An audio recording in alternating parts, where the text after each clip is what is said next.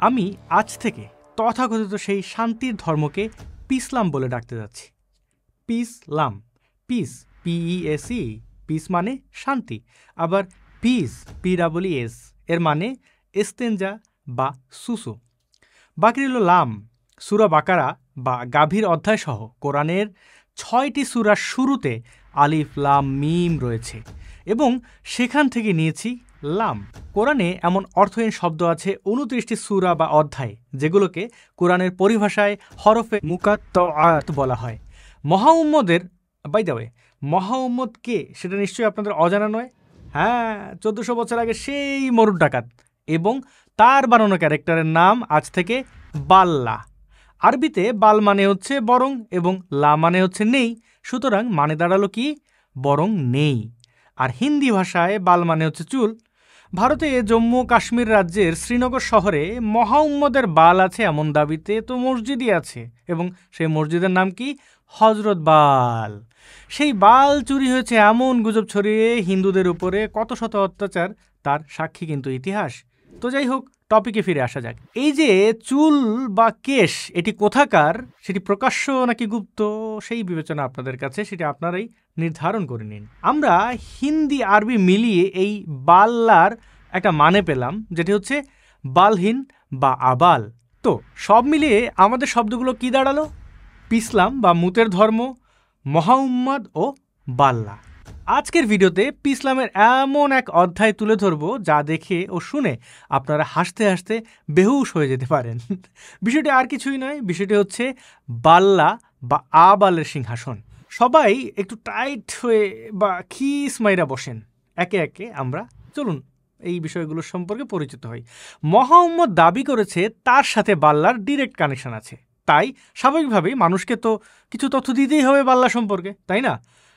তাই মহাউম্মদ বাল্লাকে এমনভাবে বানিয়েছে যেন বাল্লা একজন বিশাল আকারের রাজা। তাছাড়া অন্য কোনোভাবে ভাবাও ওই মরুর ডাকাতের পক্ষে সম্ভব ছিল না, তাই সে বাল্লাকে কল্পনা করেছে এক বিরাট বড় সিংহাসনে বসা রাজা হিসেবে, এবং সেই সিংহাসনের নাম দিয়েছে আরশ। ধর্মান্ধ অব্যবহৃত মস্তিষ্কের মোমেনরা এই বিষয়ে নানান ধরনের কথা বলে তেনা পেঁচাবে, কিন্তু আপনারা নিজেরাই একটু খুঁজে দেখুন আরশ শব্দের অর্থ সিংহাসন কিনা, নাকি অন্য কিছু আছে, আপনারা একটু বের করে কমেন্টে লিখতে পারেন। তো আপনারা নিশ্চয়ই আরশ, কুরসি এই শব্দগুলো শুনেছেন। কুরসি মানে হচ্ছে সোজাসাপটা চেয়ার, যেটাতে আমি বসে আছি।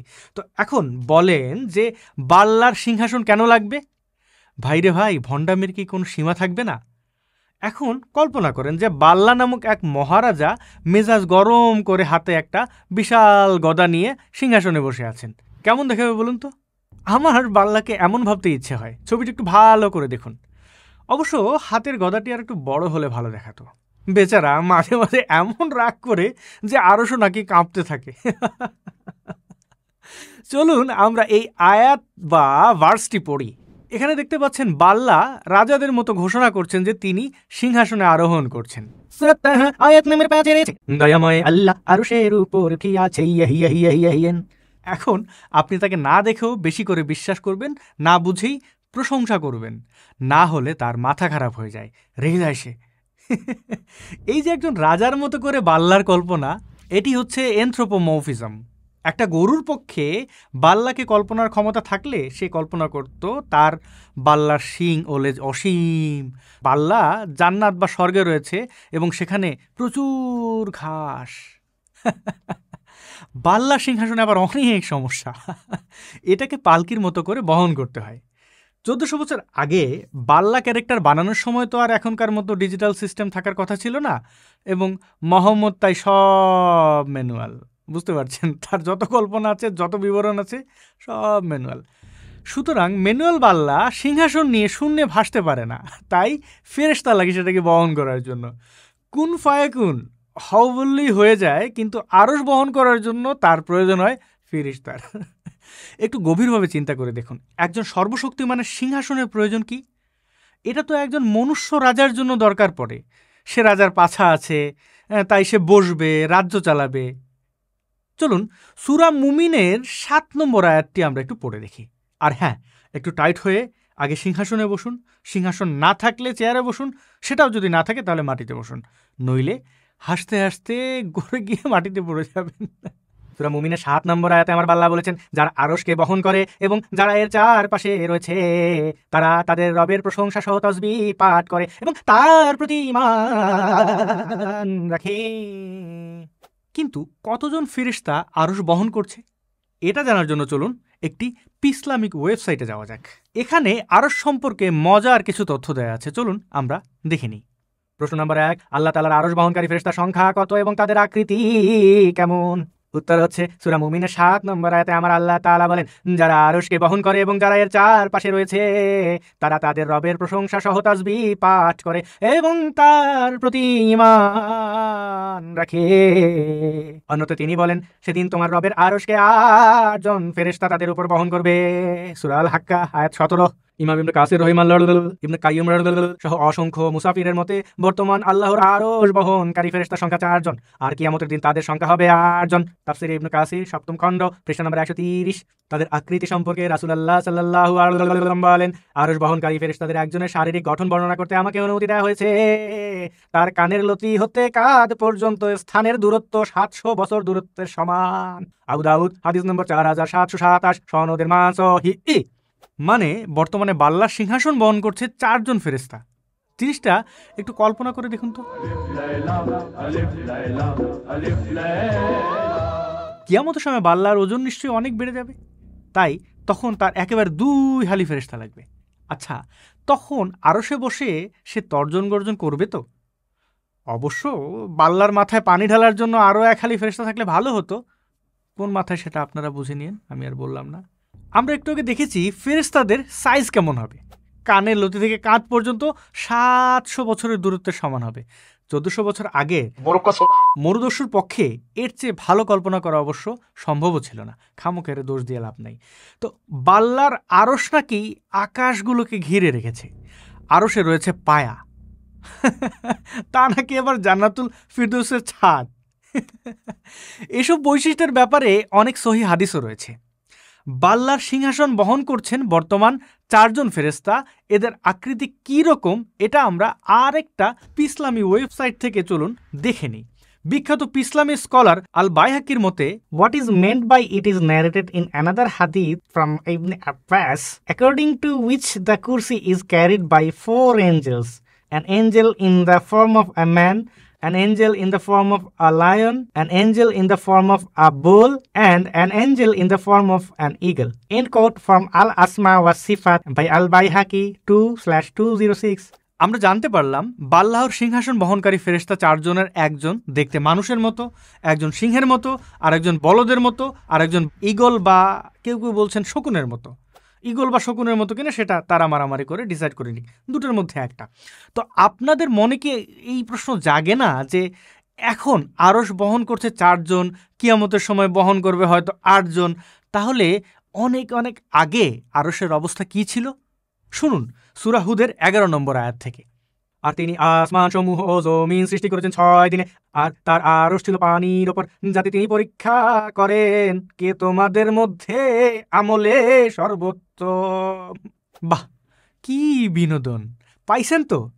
আল্লাহ আসমান জমিন 6 দিনে সৃষ্টি করেছে, আর আরশ ছিল পানির উপরে। এসব পৌরাণিক গল্পে বিশ্বাস করে যারা, তাদের খিলু কোথায় থাকে? হ্যাঁ, ঠিক ধরেছেন, হাঁটুতে। বন্ধুগণ, এই তথ্যগুলো জানার পর মহা উম্মতকে এই 3টি অপশন থেকে আপনার কোনটি মনে হচ্ছে তা অবশ্যই কমেন্ট বক্সে লিখে জানাবেন। 1, বাটপার; 2, বিশাল বড় বাটপার; 3, দুনিয়ার সবচেয়ে সেরা বাটপার। কোনটা অবশ্যই লিখে জানাবেন। এবার আসুন সর্বশেষ একটি হাদিস দেখাই। আওয়ালের হাদিসের বিস্তারিত বিবরণ এই যে, আব্বাস বিন আব্দুল মুতালিব বলেন, আমরা একদা নবী সাল্লাল্লাহু আলাইহি ওয়াসাল্লামের সাথে খোলা ময়দানে বসেছিলাম। তখন আমাদের মাথার উপর দিয়ে একটি মেঘখণ্ড অতিক্রম করার সময় তিনি বলেন, তোমরা কি জানো এটা কি? আমরা বললাম, এটি তো মেঘের খণ্ড। অতঃপর তিনি বললেন, তোমরা কি জানো আকাশ ও পৃথিবীর মাঝখানে দূরত্ব কতটুকু? আমরা বললাম, আল্লাহ ও তার রাসূলই ভালো জানবেন, আমরা তো বোকাচোদা। তিনি অর্থাৎ আমাদের মহা উম্মাদ বললেন, উভয়ের মধ্যে রয়েছে 500 বছরের দূরত্ব। এমনকি প্রত্যেক আকাশ ও তারার পরবর্তী আকারের মধ্যবর্তী দূরত্ব হচ্ছে 500 বছরের পথ। এভাবে সপ্তম আকাশের উপরে রয়েছে একটি সাগর। সাগরের গভীরতা হচ্ছে আসমান ও জমিনের মধ্যবর্তী দূরত্বের সমান। সাগরের উপরে রয়েছে 8টি ওয়াইল, মানে ফেরেশতা আকৃতিতে 8টি পাঠা। তাদের হাঁটু থেকে পায়ের খুর পর্যন্ত দূরত্ব আকাশ ও জমিনের মধ্যবর্তী দূরত্বের সমান। তারা আল্লাহর আরশ পিঠে বহন করে আছে। আরশ এত বিশাল যে তার উপরের অংশ থেকে নিচের অংশের দূরত্ব হচ্ছে আকাশ ও জমিনের মধ্যবর্তী দূরত্বের সমান। আর আল্লাহ তাআলা হচ্ছেন আরশের উপরে। এর ব্যাখ্যা নিচে লিখেছে যে কেউ কেউ বলেছেন আওয়াল হচ্ছে বিশাল আকারের ষাঁড়, আবার কেউ কেউ বলেছেন যে বিরাট আকৃতির শকুন। মোট কথা এগুলো পৃথিবীর পরিচিত কোনো প্রাণী নয়, আল্লাহ তাআলাই ভালো জানেন। এরকমই বক্তব্যের হাদিস আপনারা পাবেন সিয়া সিত্তার, আবু দাউদ সহ আরও বেশ কিছু হাদিস গ্রন্থে। কিছু জায়গায় পাঠার বদলে দেখবেন যে বন্য ছাগলের কথা বলা হয়েছে, যারা নাকি বাল্লার আরশ বহন করছে। মুহাম্মদ ব্যতিক্রম কোনো প্রাণী খুঁজে পেল না বাল্লার আরশ বহন করানোর কেচ্ছার জন্য। সে পাঠা, ছাগল এগুলো খুঁজে বের করলো কেন? আমি বলছি না যে ডাইনোসর টাইপের কিছু একটা ভাবার মতো চিন্তার দৌড়তার থাকতে হবে। অন্ততপক্ষে এক্সিস্টিং যে অ্যানিমালস রয়েছে তাদের মধ্যে ঘোড়া, উট, হাতি এসব প্রাণী তো অন্ততপক্ষে ছাগল বা এইসব সে যেগুলো ব্যাখ্যা করেছে সেগুলোর চেয়ে এইসব কাজের জন্য অনেক বেশি প্র্যাকটিক্যাল হতো, তাই না? আপনারা কি বুঝেছেন আমাদের এই এন্ট্রাকটিক মাওলানা তথা করোনা ইব্রাহিম তিনি কেন বলেছিলেন যে আকাশে রয়েছে সাগর? এবার আরেক বাটপার আবু তো আদনানের কাছ থেকে চলুন শুনি এই বিষয়ে সে কী বলে। হ্যাঁ, চেয়ারে টাইট হয়ে বসবেন। হাসতে হাসতে পড়ে গেলে আমি কিন্তু কোনোভাবেই দায়ী নই, দায়ী হবে এই আবু তো আদনান। এই কুরসির উপরে কি আছে? এই কুরসির উপরে আছে মহাসাগর। কি আছে? অ্যামেজিং না? কখনো শুনেছেন? কুরসির উপরে আছে মহাসাগর। কানা আরশুহু আলাল মা। আল্লাহ পাক সূরা হুদের মধ্যে বলেছেন আল্লাহর আরশটা ছিল পানির উপরে। কিসের উপরে? এই মহাসাগরের গভীরতা নবীজি বলছেন এটা হচ্ছে 500 বছরের পথ। কত বছর? 500 বছর গভীর। মানে পুরাই ছাকানাকা অবস্থা। বন্ধুরা, বুঝতে পেরেছেন কেন আমরা নাস্তিক হয়েও এত বেশি কোরআন হাদিস পড়ি এবং সেসব আপনাদের সামনে তুলে ধরি? এই বিষাদ পৃথিবীতে এত বিনোদন আর কোথাও পাওয়া সম্ভব? ভিডিওটি ভালো লেগে থাকলে এক্ষুনি বিয়ে করবেন। থুকু, এই বাল পড়ে মাথা উলে গেছে। ভিডিওটি ভালো লেগে থাকলে এক্ষুনি শেয়ার করবেন।